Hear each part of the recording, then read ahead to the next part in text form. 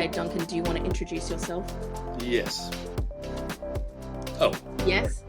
Duncan Wallace. I'm Executive Director with SpinalCure Australia. Anything else? What are your hobbies? What are your hopes and dreams? I think we talked about wine and food. Yeah, wine and food. It's one of those really mean things with spinal cord injury. One, the medication we take greatly affects your ability to drink. One glass of wine and that's about it for an evening, which is sad. It means you're a cheap date, Duncan. I am. It means I can drink more expensive wine. So, Duncan, I thought I'd actually start off by asking you, who is SpinalCure and what do you guys do, just for the people at home who may not know? We are exclusively focused on finding a cure for spinal cord injury through the funding of evidence-based medical research.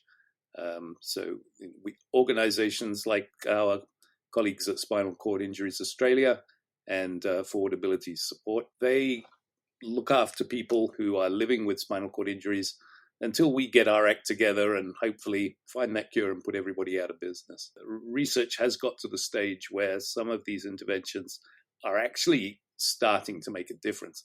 I always talk about a cure being a journey where each of those small steps along the way, if you excuse the pun, can make a big difference to somebody's life. For a person like me as a quadriplegic, even very small improvements in our function can be absolutely life-changing. Absolutely life-changing. Now, you did mention that you're a quad and people at home are listening, so it's not like they can see you. But do you want to give a bit of background about your disability? It's one of those things that people are always very hesitant to ask.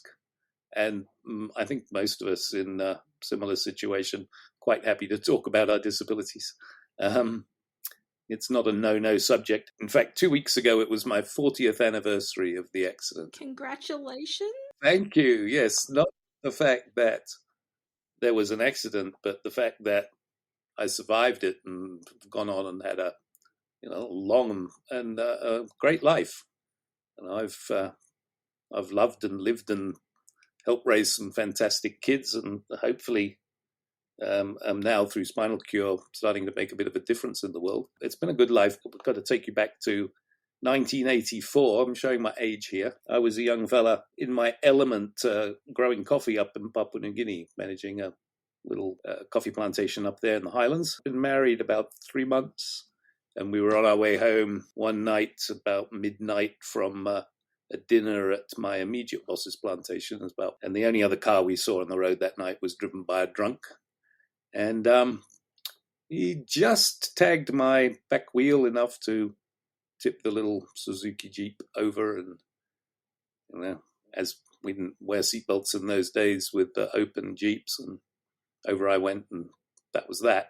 Cut a long story short, I ended up being in the Royal North Shore Hospital for a year, and they tried to make me go to rehab, I said. And you said, yeah, okay. That was very different back then, though. It wasn't Royal Rehab where you've got all the best and the bells and whistles, best of everything. Rehab in those days was basically, I think, telling you how to live within the system. They showed me this little halfway house in a little bay somewhere. It's very dingy. And there were 4 beds in the living room and filled with quadriplegics. And I was expected to live in one of those beds. And as a, married guy, my wife and I took one look at this and went, "Ma," and she shoehorned me into a little blue Mini and strapped my wheelchair to the back with bungee cords, and we ran away. So yeah, it was quite a different experience from what it would be now in 2024. Thank God. It's better. Oh, and thank God, right? You say you have your accident in 1984. I was born 1985. And I may have said this on another episode on the podcast, but then when I was born and I had my stroke during my birth, they shaved off my head and like the hair on my head, and then they stuck a syringe in there to take the brain fluid to make sure that I wasn't intellectually disabled. They would never do that now. No, but a lot has changed over that time. Societal attitudes especially. Yeah. Well, I mean, let's think about societal attitudes and like the attitudes to research and medical research for the field of SCI, because I've known you for 8 years now, Mm. and you just feel like more people are starting, like not starting, but more people are actually accepting that disability is not just something that is hidden away and tucked away. It is in community, it is in society, but I guess the next level after that is just trying to get people to literally give money towards medical research about disability. Certainly, from a spinal cord injury point of view, back in 1984, there was still a entrenched dogma that fixing a spinal cord injury was just in the too hard basket.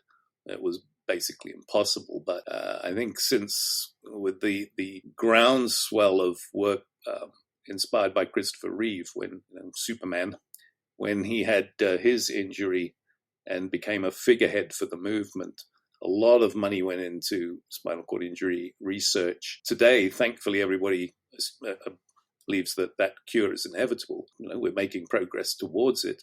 It's still some years off a full cure. I think a cure is going to be a combination of therapies, combination of many things. We're just isolating some of the components of it now. Yeah, but it was an exercise physiologist who got the first person ever to have significant return of function after their injury, and that was Professor Reggie Edgerton with the first spinal cord epidural stimulator. Any cure, any intervention that comes along that's going to start reknitting the nerves in the broken spine is going to require a lot of exercise post to get people back. Our value comes in vetting the research avenue, choosing the best place for those funds. We have a scientific advisory panel headed by Professor Perry Bartlett. Professor Bartlett was he was one of our co-founders, then a research scientist, neurologist. His fame originally lay in isolating stem cells in the brain to prove that the brain was plastic, that the brain and spinal cord could morph. You weren't just born with a set number of brain cells and then that was it. He is also responsible for developing the Queensland Brain Institute, which is a fantastic organization in Brisbane. So, but he heads our scientific advisory panel, and they give us that that qualified expert advice on what we should be funding. And then what happens? You've decided what you're going to look for investment in, and then what happens? Well, it kind of there's two sides of it. There is a certain side where you want the blue sky thinking that we want those bright ideas from young scientists who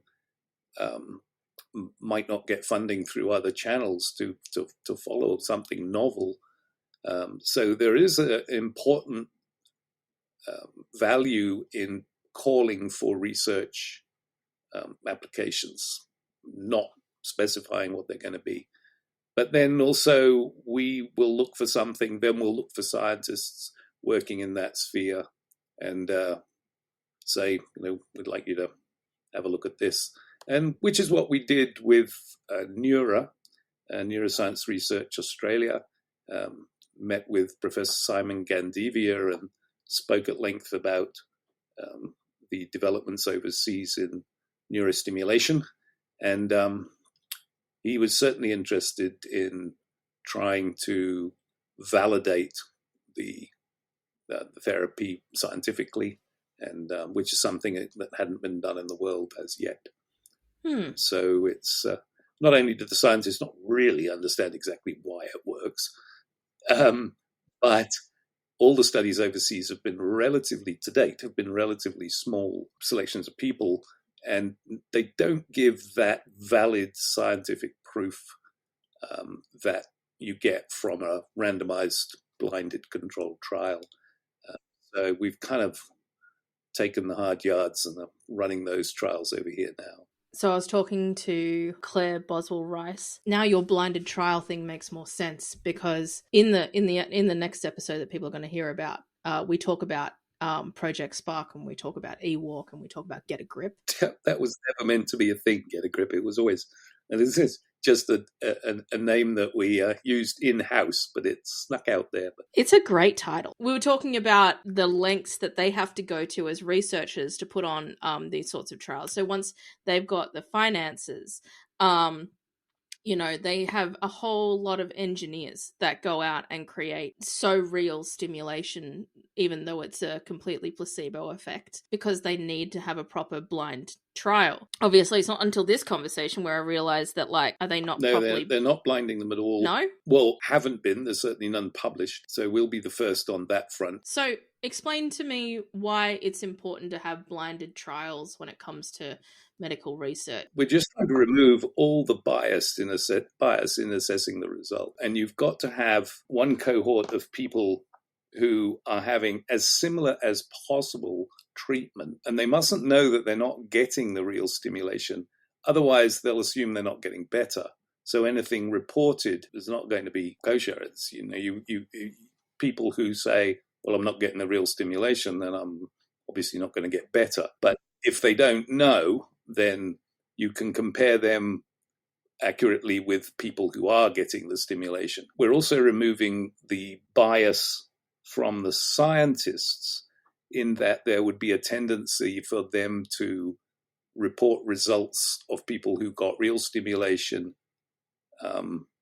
with more enthusiasm if they knew who was getting the real stimulation. Let's talk about securing funding, because I'm sure that there is a very long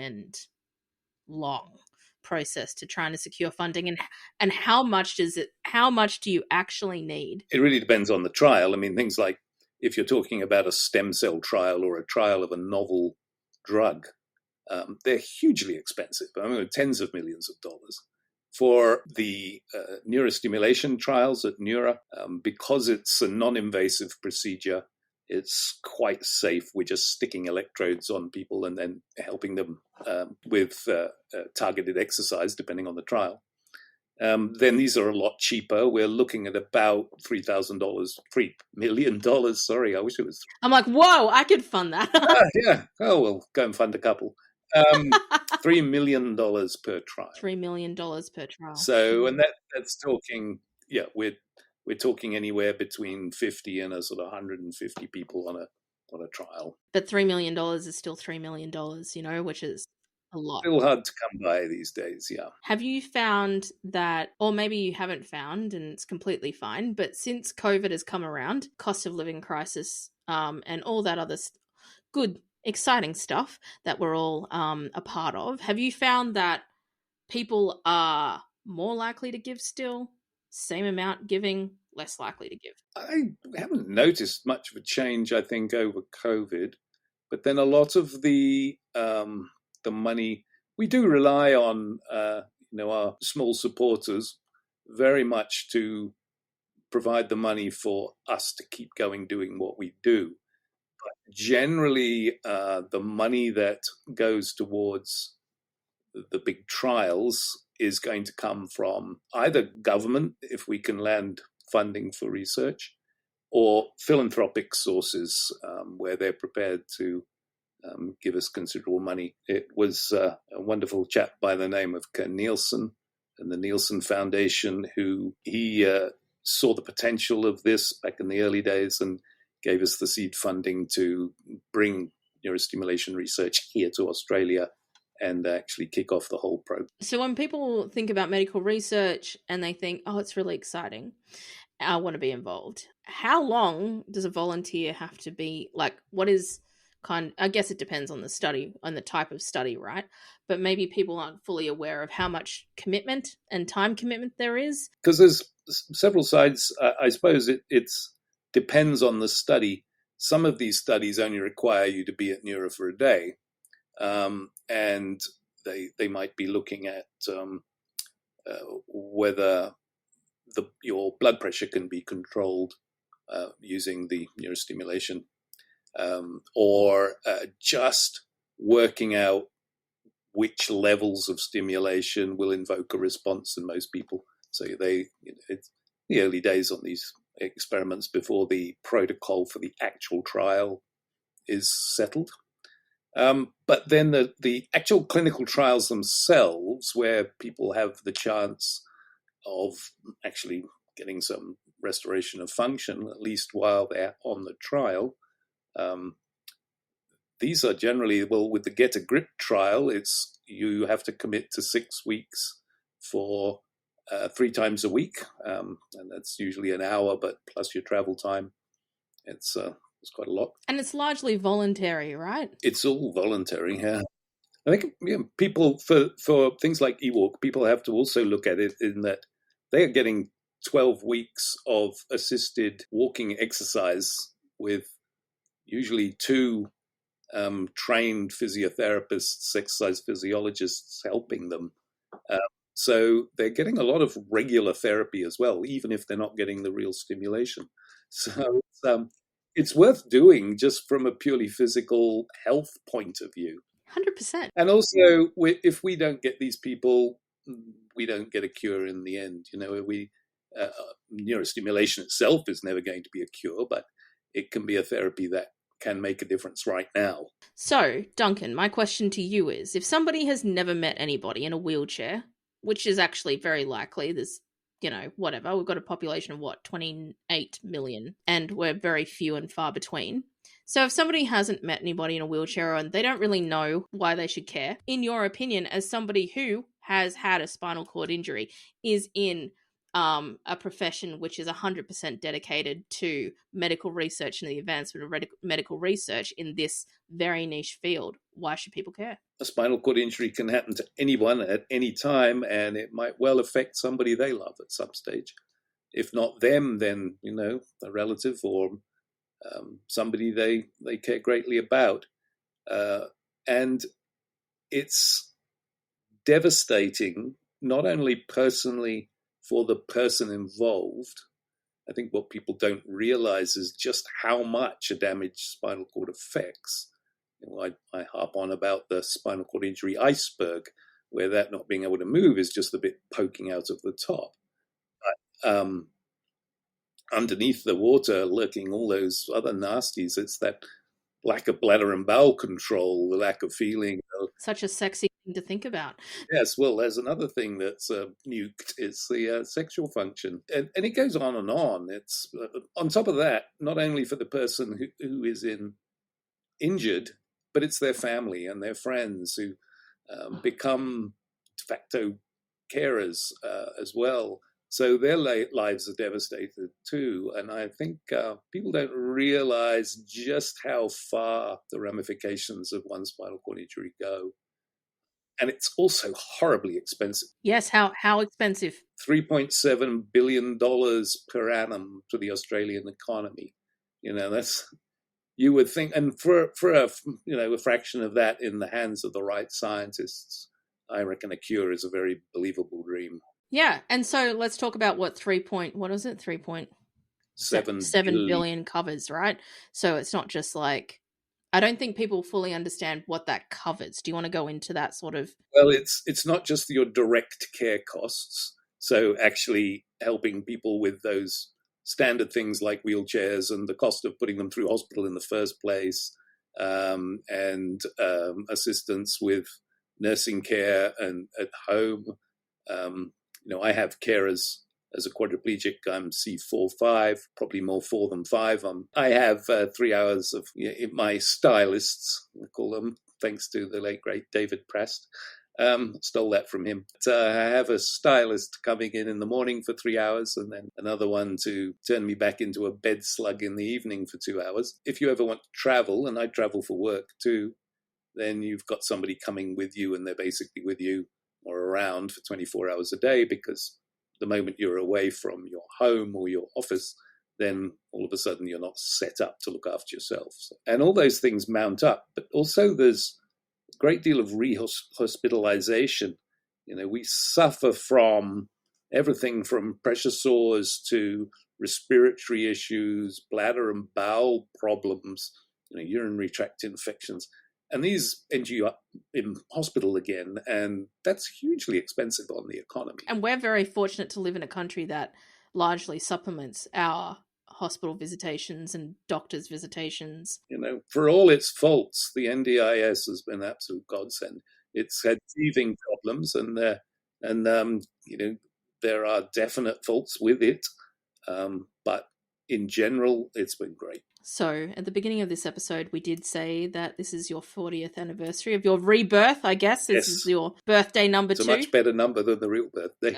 I was having a conversation with somebody where we talked about how we've lived 1,000 lives. And so I have no doubt that you would have felt like you had lived 1,000 lives since your injury. Every day, my God, there's something. Every day.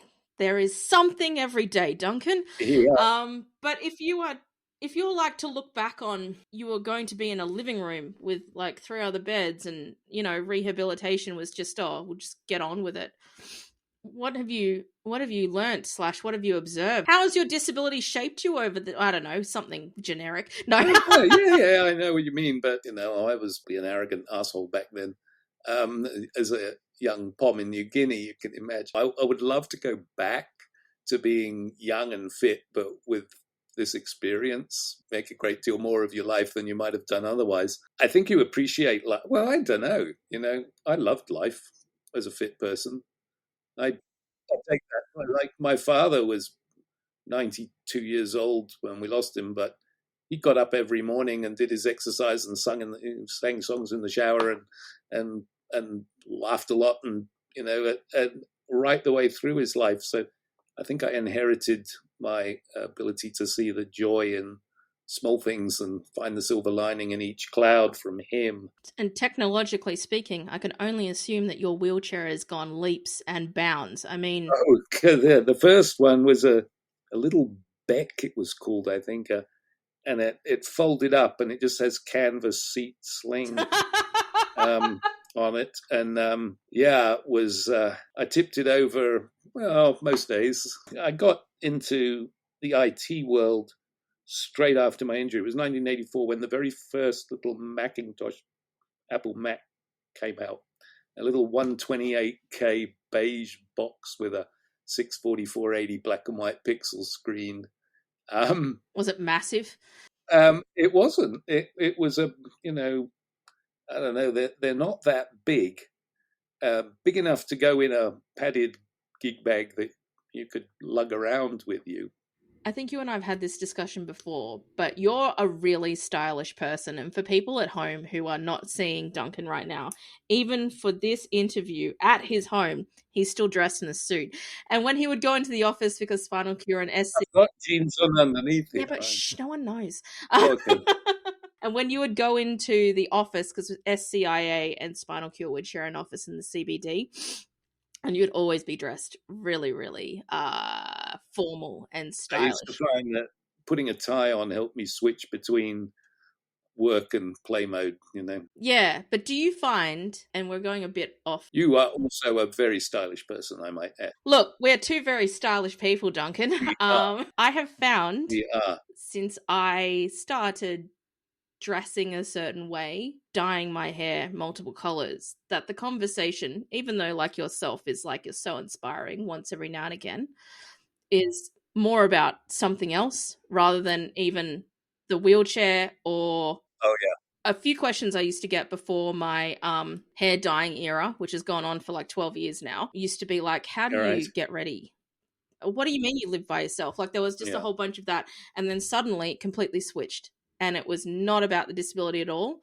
And it was about either the clothes I was wearing, the hairstyle I was going with, or any accessories I was wearing. Do you find that? Yes, very much so. I mean, I in the early days, especially, I went into business for myself when I got out of hospital. I basically ran away from anything to do with the injury and was trying to make it in mainstream business. And I found that the only way to get people to take me seriously, and rather than give you the odd little job out of sympathy, was to dress better than they were dressed. So I'd turn up for meetings in North Sydney looking very spick and span, and then they kind of get on with it and get down to business rather than feel awkward Mm. about talking to somebody with a disability. You get your clothes altered, right? Yeah, a little bit. But then there are companies, like I get my jeans and my um, trousers from a couple of German companies, Roly Moden and Roly Tex, where they're cut for people with spinal cord injuries. So they've got no seams at the back and no pockets at the back. And they come up a lot higher at the waist at the back. So when you're sitting down, they're very comfortable. There's loads of room, and you're not ending up with a belt around your coccyx. So that makes a big difference. And then little things like, I need a belt to stop me falling out of the wheelchair. I've forgotten it a couple of times, and then the bus pulls away from the stop, and I fall flat on my face. It's not pretty. But I hide the belt under my clothes so that it's not, front and foremost and destroying your look. So I cut holes in the seams of my jackets and my shirts. You're the only person I've ever spoken to about this very thing, because I will do whatever it takes to only make that wheelchair look like the extension of me rather than as the first port of call people notice. You're a person, so not a wheelchair with a person in it. Yeah. It's changed a lot now. And of course, these days, when I go to a meeting, they know who I am when I turn up. I found that I got so sick of my disability being the thing that caused the media attention and our work that back in the early days, that I sort of hid away from everything and didn't tell people that I was in a wheelchair.